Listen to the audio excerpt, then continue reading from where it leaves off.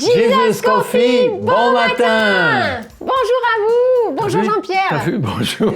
Bonjour. Oh, je me suis pas trompé cette fois, parce que bravo. je me suis fait remonter les bretelles l'autre jour. Oh là là, par qui encore On Je se sais demande. pas. Bon, alors, bienvenue à vous, et puis... Oui, mais puisque vous êtes à nous voir et à nous écouter, bonne journée à vous, et que le Seigneur vous bénisse. Et qu'il vous bénisse au travers de ce que vous allez entendre. Finalement, c'est notre expérience, rien d'autre. Ouais, voilà. C'est ça, en toute simplicité. Ouais. Donc pendant ces temps de jeûne et de prière, pendant ces moments vraiment focalisés sur la prière, on avait à cœur de vous apporter des choses qu'on a reçues. Et puis voilà, alors Jean-Pierre, je te laisse commencer. Qu'est-ce que tu veux? D'habitude c'est honneur aux dames, mais enfin bon, puisque tu me le demandes gentiment, je vais le faire, oui. Pour moi, les choses sont extrêmement simples. Lorsque je me souviens du jour où le Seigneur a touché mon cœur tout particulièrement, c'est là que ma foi, la vraie foi, la foi en Jésus-Christ, a commencé. Et donc, à partir de cette foi en Jésus-Christ, je me suis mis à prier. Oh, j'avais appris à prier avant. Vous savez, notre Père qui es aux cieux, que ton nom soit sanctifié. Mais c'était des prières qui étaient vides de sens. C'était juste des paroles prononcées par habitude. Mais là, j'ai eu envie de poser des questions. En plus, je découvrais la Bible en même temps. Et donc, pour moi, c'était quelque chose d'important. Et je me suis rendu compte, avec bien des années, que de toute façon, entre la foi et la prière, il n'y a pas de rupture réelle. Si tu as la foi, si petite soit-elle, si mince soit-elle, elle te conduit à prier, à t'ouvrir à Dieu, à lui poser des questions. Et ces questions, tu les trouves où? Dans la parole, la plupart du temps, dans l'expérience des autres. Et ta foi, elle commence à augmenter. Et quand ta foi augmente, tu pries davantage. Et oui.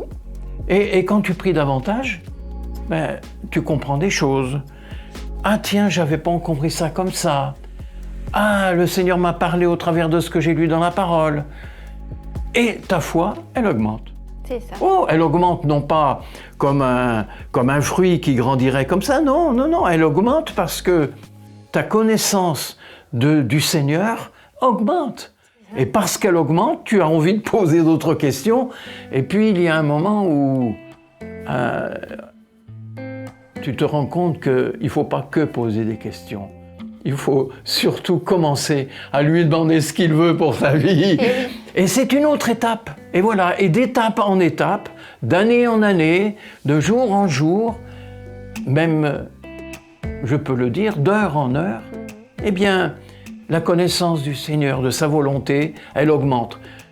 Et par là même aussi, il y a d'autres choses qui se produisent. Par exemple, qu'on a beaucoup à apprendre, beaucoup. Et plus on apprend, plus on se rend compte qu'on a encore à apprendre beaucoup.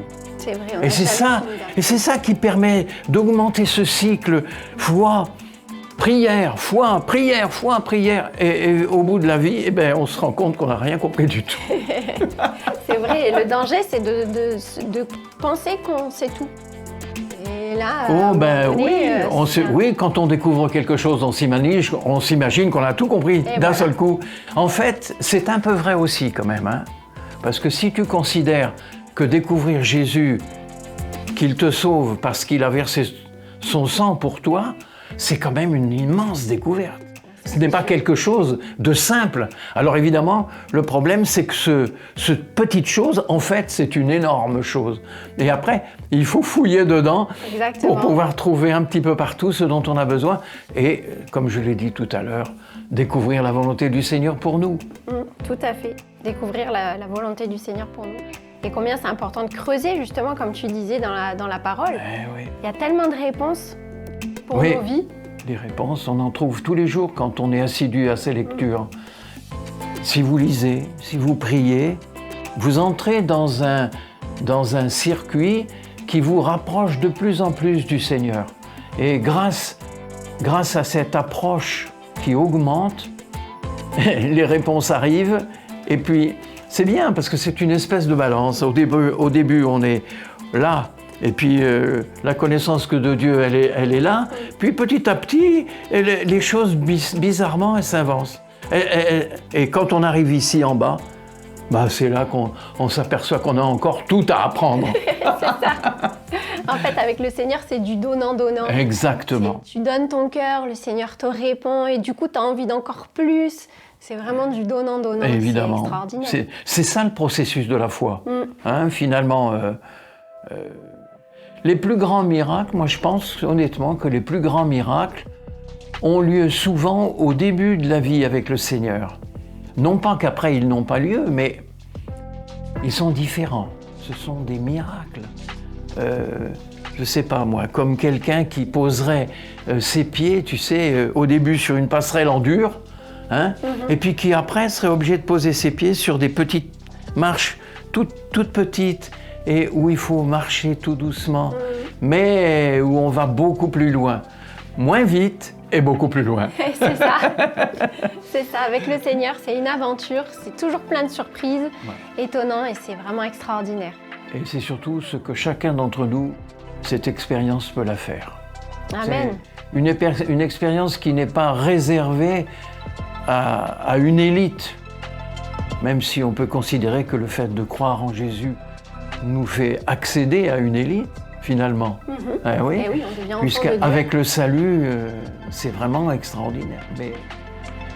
Mais c'est bon de découvrir le Seigneur. C'est bon de découvrir le Seigneur pour sa propre vie, pour son épanouissement personnel.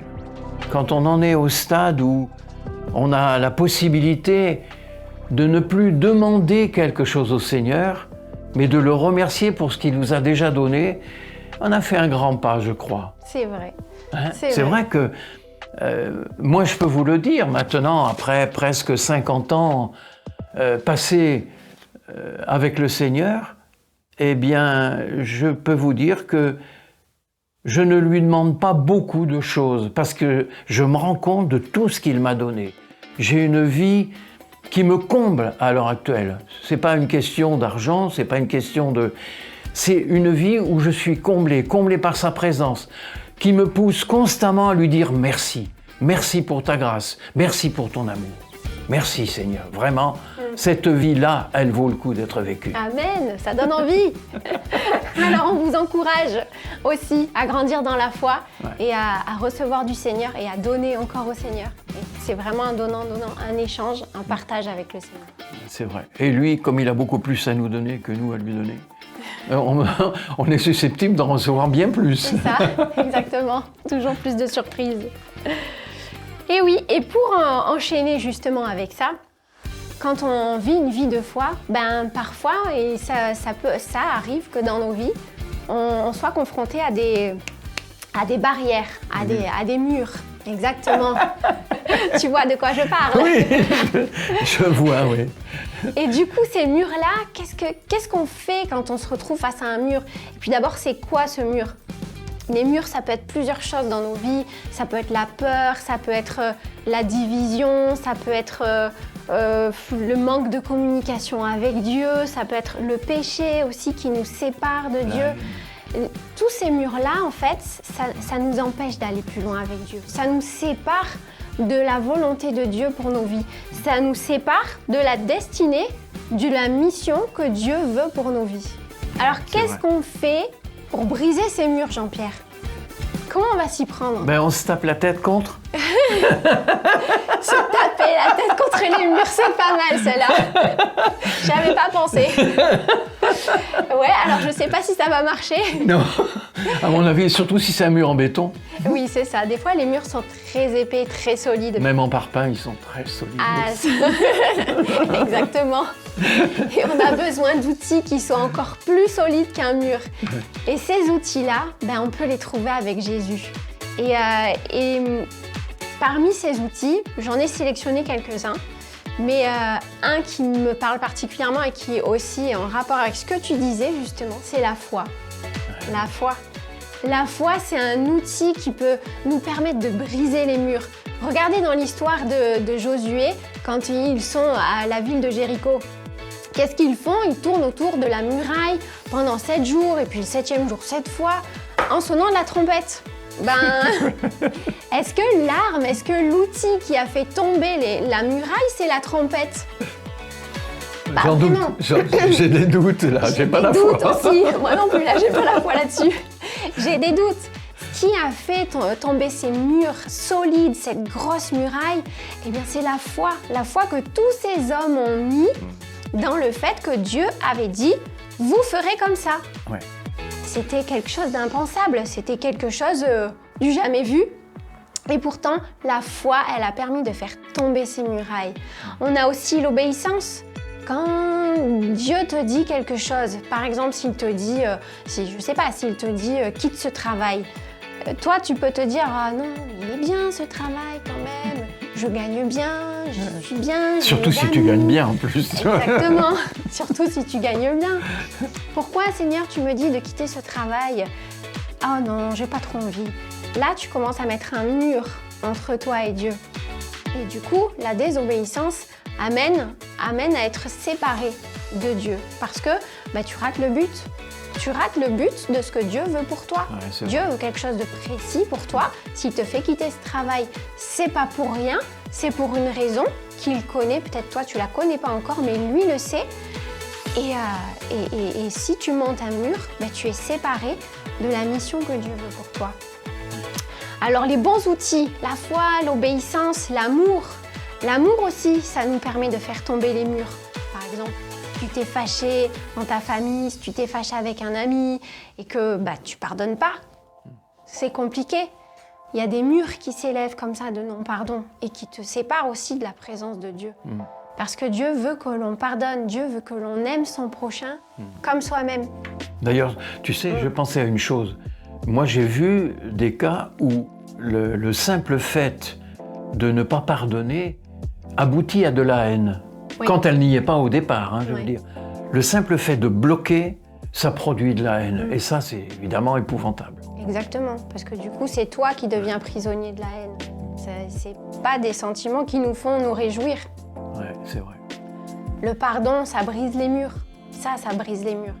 Et puis la louange. Pour terminer, je parlerai de la louange. Dans la Bible, à un moment donné, il y a Paul et Silas qui sont en prison. Ils sont entre 4 murs. Alors là, ils ne peuvent pas sortir de leurs 4 murs. Avec les fers aux pieds. Avec les fers aux pieds, exactement. Et du coup, qu'est-ce qui se passe dans cette prison? Ils se mettent à louer Dieu. Et qu'est-ce qui se passe avec la louange? La terre se met à trembler, les murs sont ébranlés. Donc quand ils sont ébranlés, ils sont fissurés. Et les portes s'ouvrent. Et c'est incroyable. Et là, les liens sont détachés. Et les liens sont détachés. Même ceux des prisonniers qui étaient réellement des criminels, d'ailleurs, entre parenthèses. Exactement, c'est vrai. Ça a fait un bénéfice ça, pour c'est formidable, ça. Et ce qu'on voit vraiment avec la louange, c'est que ça fait tomber les murs. Ça fait tomber les murailles qui sont dans nos cœurs, des choses qui peuvent nous paraître impossibles, indestructibles. La louange, la foi, l'obéissance, le pardon, l'amour, tout ça, ça nous permet de briser ces murs.